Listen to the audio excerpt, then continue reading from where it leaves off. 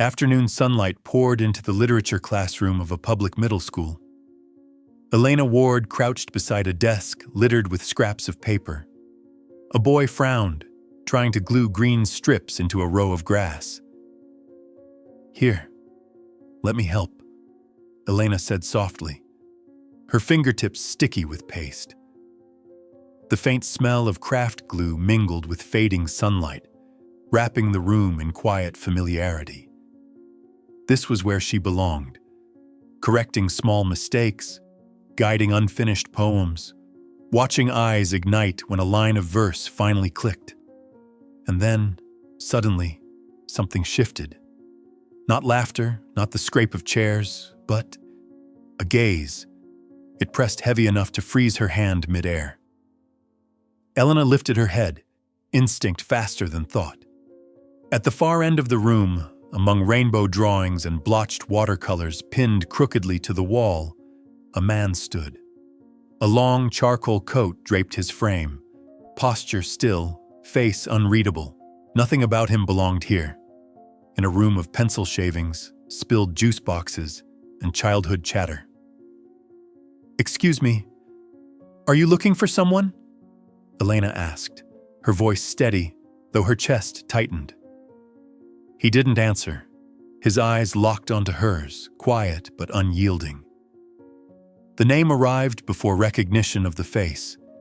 Adrian Cole, an architect once celebrated on glossy magazine covers, then gone, vanishing from the spotlight.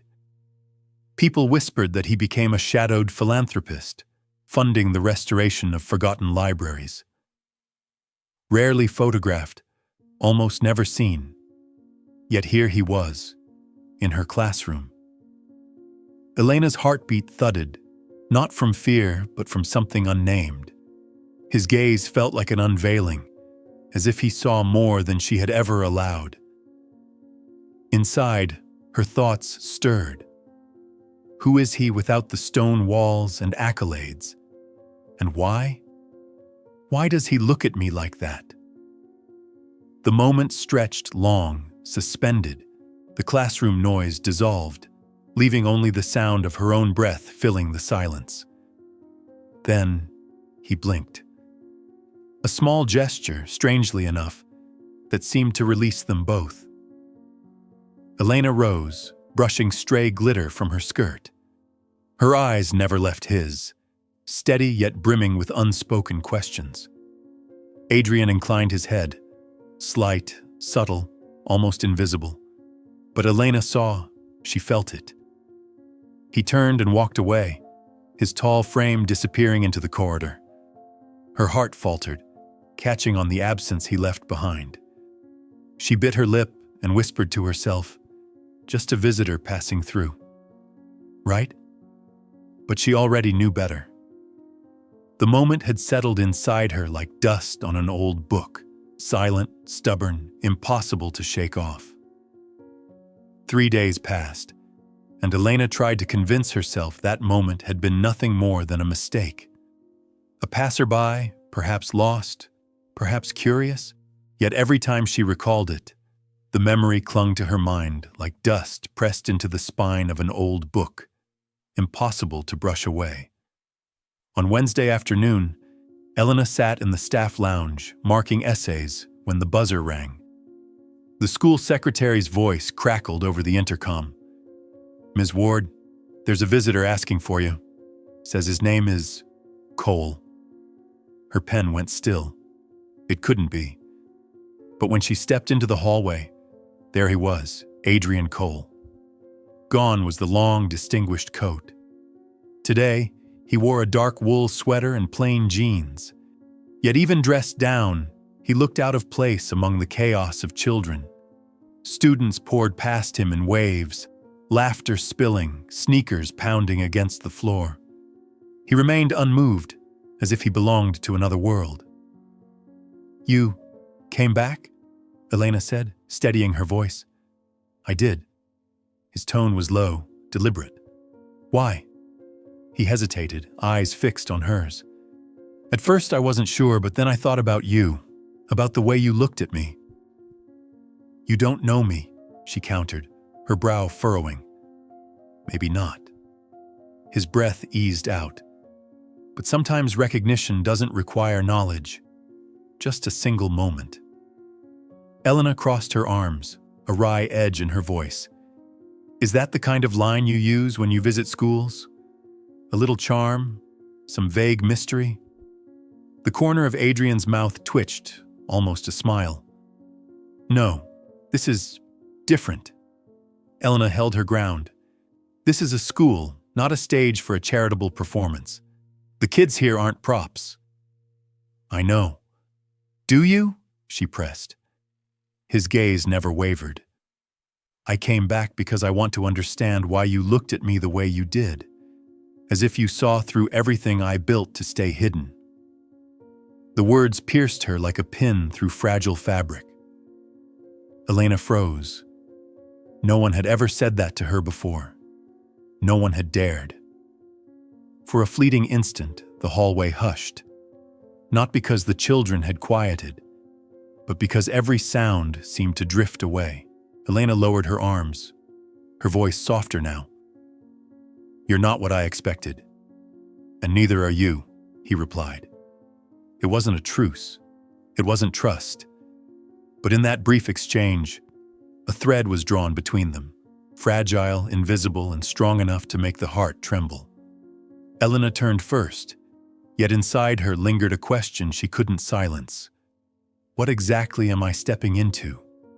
A week later, Elena pushed open the door of the old bookstore at the corner she often visited after teaching.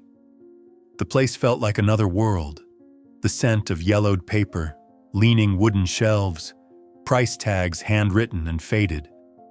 For her, it was a sanctuary, where words entwined and filled the spaces ordinary life left empty.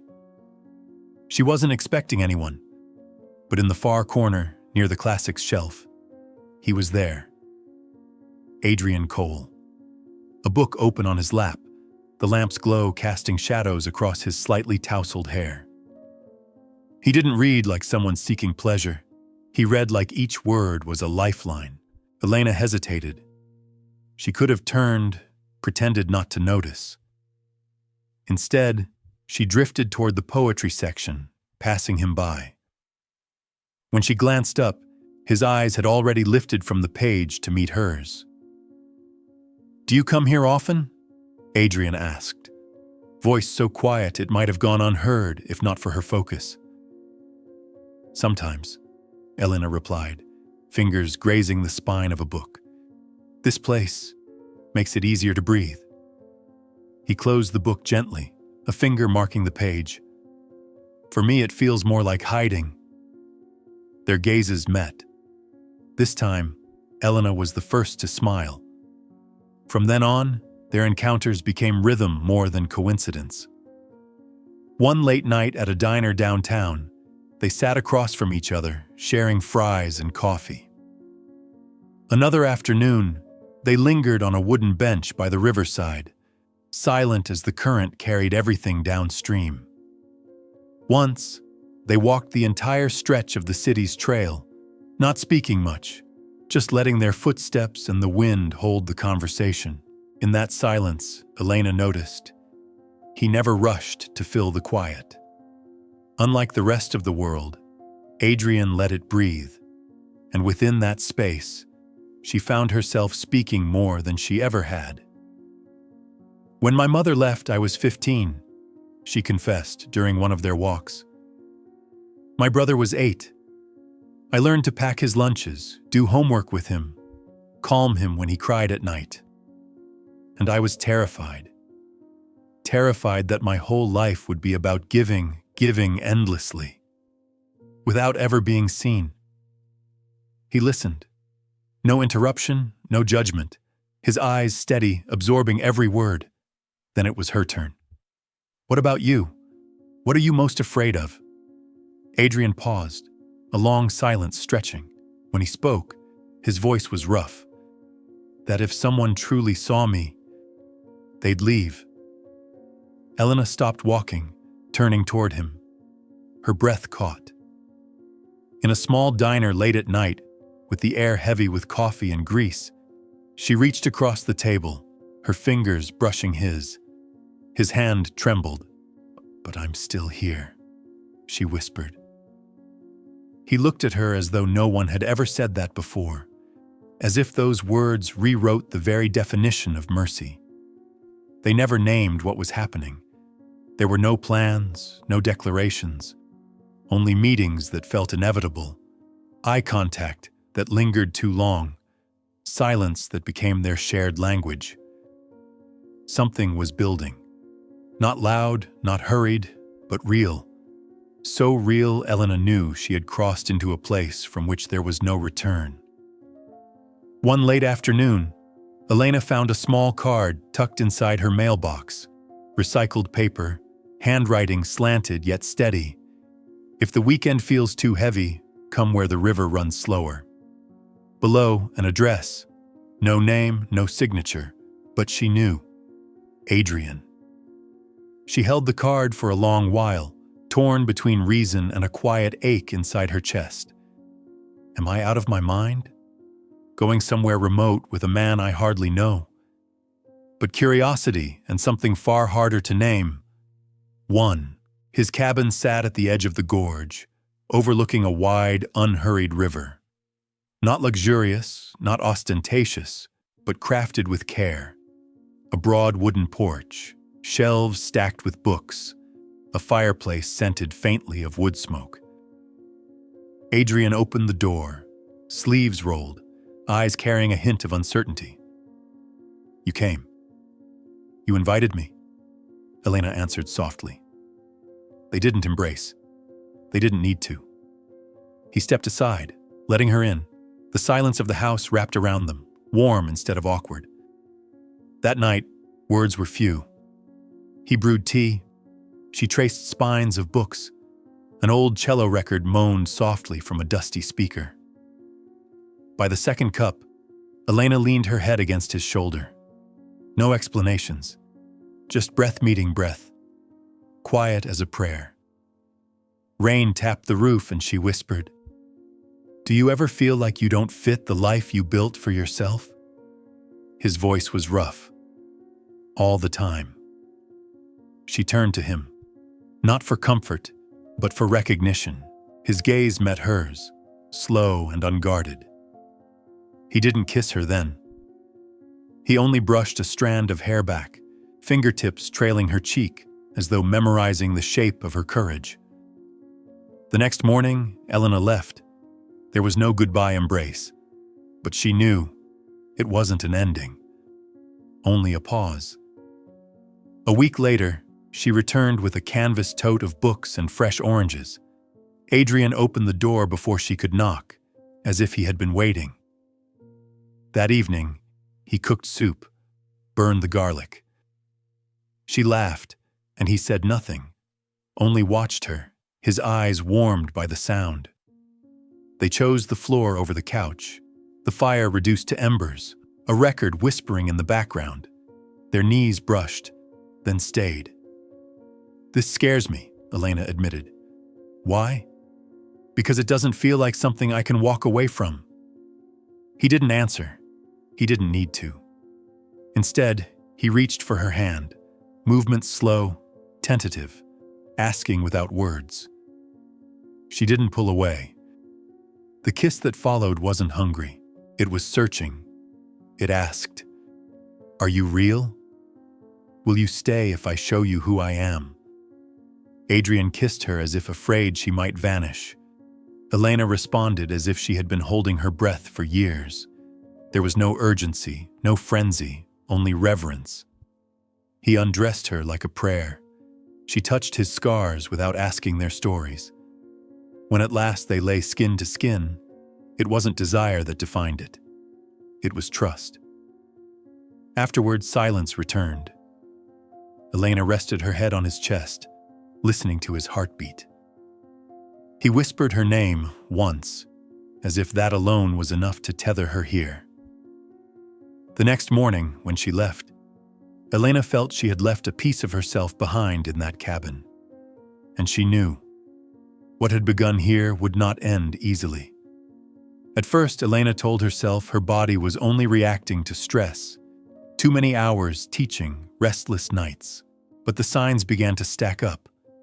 The smell of coffee turning her stomach, shortness of breath climbing stairs, an unfamiliar heaviness settling inside her. One morning, she lifted her coffee cup and recoiled, heart pounding. No, it can't be. That afternoon, she stepped into a small corner pharmacy, buying a test and tucking it into her bag like contraband. She waited until twilight to use it, coat still on, hands trembling. 2 pink lines bloomed, clear, unmistakable. Elena sank to the cold tile floor, arms wrapped around her knees. She didn't cry, not exactly, but her throat clenched, air thick in her lungs. Her hand pressed against her abdomen, still flat, still silent, but no longer hers alone. A new life. Her child. His child. She hadn't told him. Not yet. Not because she didn't trust Adrian, but because she didn't know what this truth would do to them. But her choice was stolen from her. The story broke on a Tuesday morning. Elena was mid-lesson when her phone buzzed endlessly in her desk. She ignored it until lunch. Then she opened it and froze. Headlines, blurry photos. Adrian Cole's mystery woman, multiple overnight stays. Public school teacher or architect's hidden affair? A picture of her leaving his building, scarf pulled high across her face. Her blood ran cold. Within hours, her name spread everywhere. Online threads erupted. Some called her a gold digger. Others speculated she was trying to trap him with a child. The rumor grew monstrous, feeding on shadows. By the end of the day, the principal called her in. He wouldn't meet her eyes. His voice was clipped. "We've been advised to place you on leave until this settles." Elena nodded. No protest, no defense. When she returned home, reporters swarmed the front of her building. Cameras flashed. She slipped through the back, climbing the fire escape. But inside her apartment, peace didn't exist. Flashes strobed through her windows. A drone hovered outside her balcony.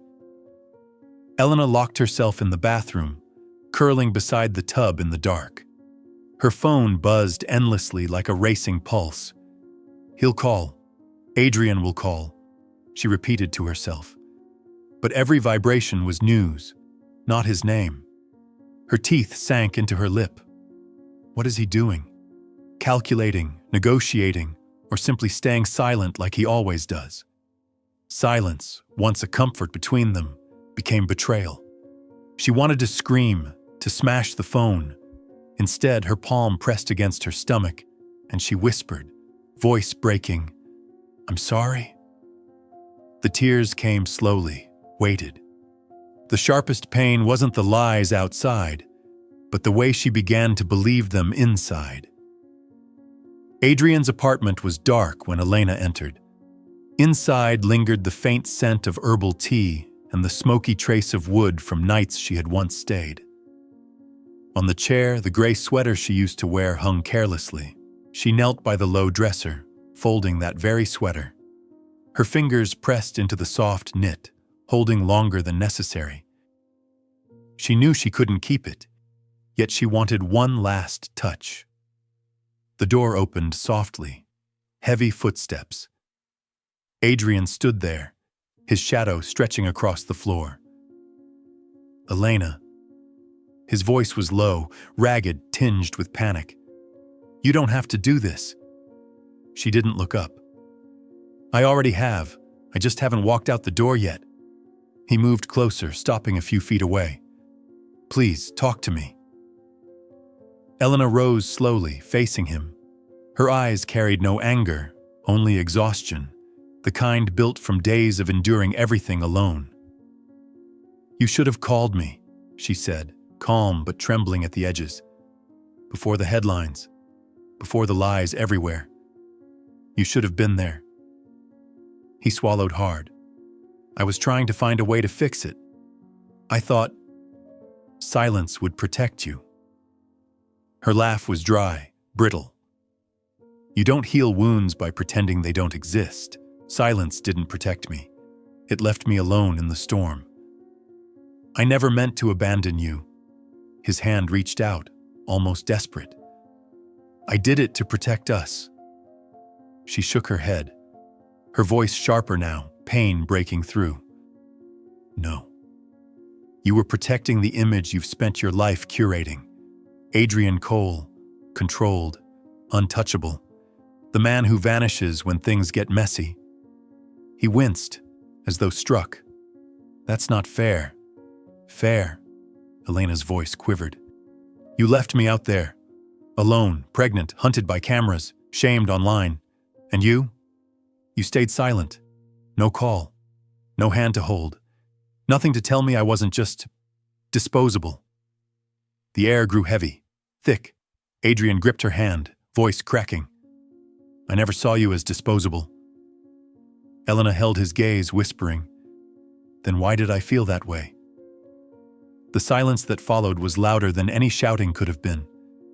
She pulled her hand back, gently, firmly. Walked past him toward the door. Her hand on the knob, she spoke, her voice barely above a breath. I love you, Adrian, but I can't stay with someone who only loves me when no one's watching.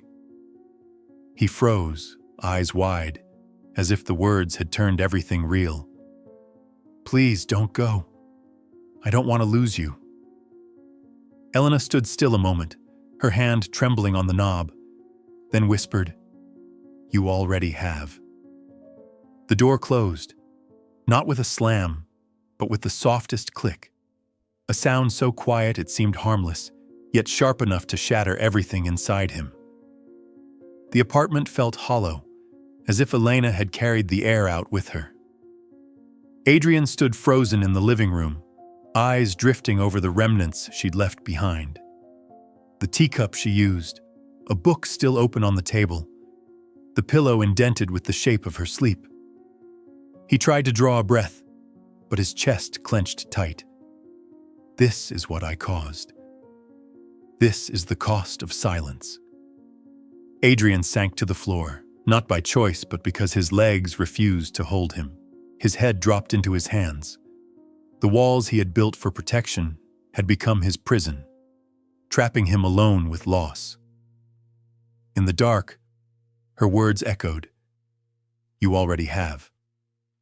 The sentence turned like a key in his chest, unlocking a hollow ache. He didn't sleep that night.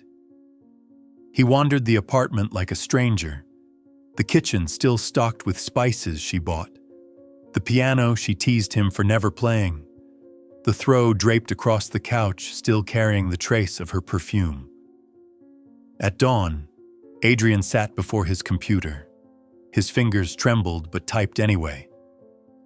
Effective immediately, I stepped down as principal of Cole Atelier and resigned from the boards of my charitable trusts. I no longer wish to lead from a place of fear. I choose love. No excuses, no strategy, only truth. By noon, headlines exploded. Adrian Cole resigns for love. Stocks wavered, the board scrambled. But Adrian didn't stay to read. He had already left the city, driving alone. He passed places tied to her. The diner where they shared fries. The bookstore with crooked shelves. The riverside bench. Every stop reverberated with her presence. Soft laughter, steady eyes, trembling hands. The wind rushed cold through his open window, bracing, clearing his mind. If this is the last time, at least she'll know the truth. When he finally stopped outside Elena's apartment, he had nothing rehearsed. No flowers, no gifts, no apologies packaged for show. Only the pounding of his heart and a fragile hope that it wasn't too late. He knocked. Elena opened the door, caution etched in her face, wariness in her eyes. Adrian drew a long breath. No circling, no speeches, just one sentence. I left the world they built for me because I want to build another one with you. Silence followed. Elena didn't cry. She didn't smile. But for the first time since she had walked away, she no longer looked like a woman about to run. Elena didn't answer right away. You're right.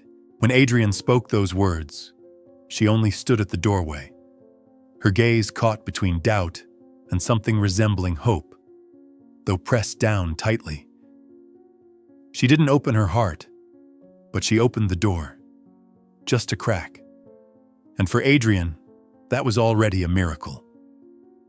He sat on the worn chair in her living room, hands clenched as if afraid they would betray a tremor. Elena brewed tea, her movements slow, deliberate, as though the silence between them was glass, fragile and ready to break. "I'm not asking you to forgive me now," Adrian said softly. "I just want to be here." Elena said nothing, only slid the teacup toward him. The next day he returned, not with flowers, not with expensive gifts, just a paper bag of small things, a bunch of white daisies, a box of chamomile tea, and a sea blue scarf she had once lingered over in a shop window but never bought. "I remember you looking at it longer than usual," he explained, hesitant. Elena took the bag without comment, but as he turned to leave, the corner of her lips quivered, almost a smile. From that day, he kept coming back, always knocking, always asking, "May I come in?" Never assuming. Each time he brought something small, fresh oranges, a slim book, or nothing but his time. At first, Elena kept her distance, but slowly she let him join her, sitting beside her during prenatal checkups. When the doctor pressed the probe against her stomach and the heartbeat filled the room like a tiny drum, Elena glanced sideways. Adrian was holding his breath, eyes wide, tears gathering. Something inside her softened. In the evenings, he cooked with her. Not well, often burning onions or forgetting the salt, making her laugh out loud. He never defended himself, only smiled, as though her laughter was the reward. Once, when he placed the honey jar on the left side of the cabinet, Elena blurted out, "No, right side. I hate reaching left." He nodded, memorizing. Next time, the jar was exactly where she wanted it. Little details like that began to weave something new. Not perfection, but care proven by action. One evening, folding baby clothes together, Elena frowned. "You folded it wrong. This is a newborn shirt, not a hand towel." Adrian laughed. "Then teach me again. I'll learn." Their laughter filled the small apartment. Elena sat down, her hand resting on her belly. She looked at Adrian and felt a shift. This wasn't the distant, untouchable man who had once hurt her. This was a man learning to be a father, learning how to stay. And in those seemingly trivial things, the honey jar, the scarf, the chamomile tea, Elena realized he was stitching them back together. Not with grand declarations, but with every small choice. As winter gave way to early spring rains, Adrian and Elena left the city behind. They found a small farmhouse on the outskirts, with old maple trees and sparrows singing at dawn. The house wasn't large, but it was filled with light. Windows opened to wide fields. The porch carried the scent of pine. Elena chose the smallest room for the baby. Together, they painted the walls, pasted star-patterned wallpaper, old records spinning as they worked. On a gray, rainy morning, labor began. Elena clutched Adrian's hand, sweat damp across her brow. Fear and joy tangled together. When the first cry split the air, Adrian nearly forgot to breathe. A tiny boy, flushed and fragile, was placed in his arms. Samuel. His hands trembled, but his hold was steady, as though cradling the entire world. Elena watched him, whispering, "You're not alone anymore." Tears slipped down Adrian's face onto his son's cheek. He managed only one reply: "None of us are." The days that followed were clumsy and new. Sleepless nights soothing Samuel, arguments over swaddling, forgetting formula, then laughing when exhaustion overtook them both. Their life wasn't perfect, but it was real, and this time, no one walked away. Months later, under the glow of a golden afternoon, they decided to marry in their backyard garden. No lavish white gown, no glittering guest list, no flashing cameras. Elena wore a simple linen dress, her hair loosely tied. Adrian wore the shirt she once said made him look a little less intimidating. Samuel slept in a small cradle beneath the blooming pear tree. They stood beneath its branches, barefoot on soft grass. No minister, no ceremony, just whispered vows meant only for each other. "We will choose each other," Elena said, voice trembling, "even on the hardest days." Adrian clasped her hand, replying, "Even when the world forgets us, even when leaving seems easier than staying, I will still choose you." A soft breeze carried the scent of pear blossoms.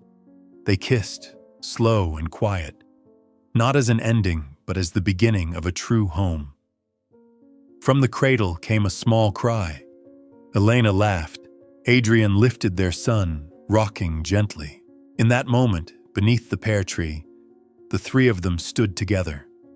Not perfect, but whole. Time passed, season to season. Spring's tender green slipped into the heat of summer. Summer mellowed into autumn gold, and winter laid its frost again. In the small farmhouse beyond the city, life moved slowly but full. Each morning, sunlight spilled through the windows onto Samuel's messy hair as he crawled clumsily across the rug. Adrian sat nearby, watching each movement as though guarding the universe. The moment Samuel stumbled, his hands were there, steady and sure. In the kitchen, Elena rolled up her sleeves, preparing breakfast. Cinnamon and baked apples drifted through the house. Sometimes she caught herself humming softly, unaware of the tune. This was their life now. No headlines, no flashing lights. Just the simple truth: a roof, a family, a home. Adrian had changed. No longer the man hidden behind walls, vanishing when chaos struck. He had become someone else. Or perhaps returned to who he was meant to be. A man learning to live in the ordinary. He learned to split firewood, build shelves, flip pancakes without burning them.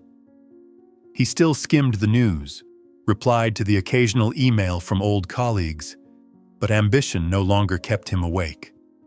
Now it was his son's cries or Elena's quiet laughter at the page of a book that held him through the night.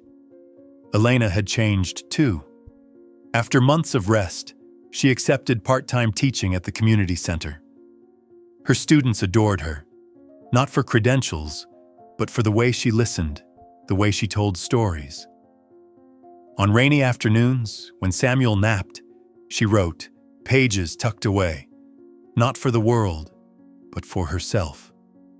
One night, with Samuel asleep, Elena stood at the window, watching the moon rise through bare branches.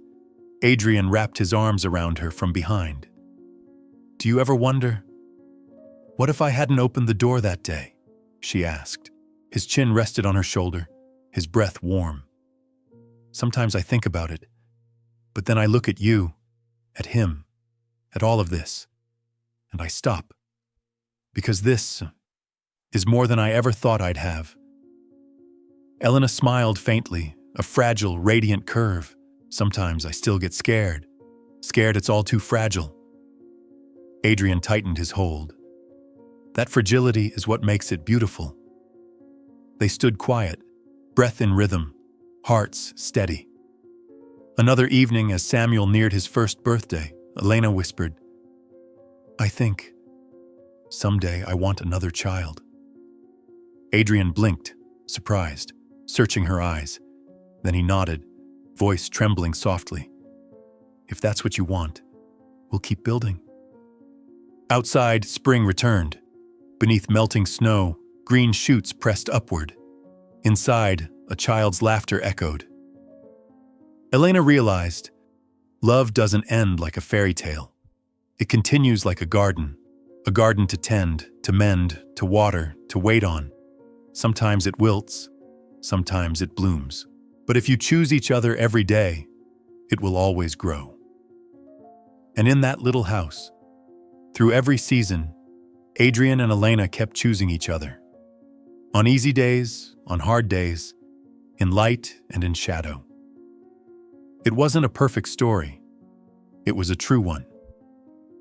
And that made it the most enduring love song of all. Some stories don't end with fireworks or grand declarations. They close with smaller things. The patter of a child's feet across wooden floors, the scent of morning tea, the brush of hands as two people passed in the kitchen. So it was with Adrian and Elena. From a fleeting moment in a classroom to long nights beneath bookstore lamps, from a riverside cabin to a modest farmhouse, their journey was never about grandeur, but about choice. The choice to pause, the choice to listen, the choice to stay even when leaving seemed easier. Samuel grew, his babbling voice becoming the soundtrack of their seasons. And with each passing year, Adrian and Elena learned how to love not only in silence, but in the noise and chaos of everyday life. They had once lost each other, once drowned in silence like an abyss. And perhaps because of that, they came to cherish the smallest whispers. I'm still here. So am I. Love was never perfect. It didn't need to be. It only needed to be chosen again and again, every day, even in the most fragile of gestures. And somewhere beneath a simple wooden roof, as the breeze carried the scent of fresh grass into a sunlit room, Elena sat with her old notebook and wrote, "We chose each other, and we will keep choosing each other. That is how love stays."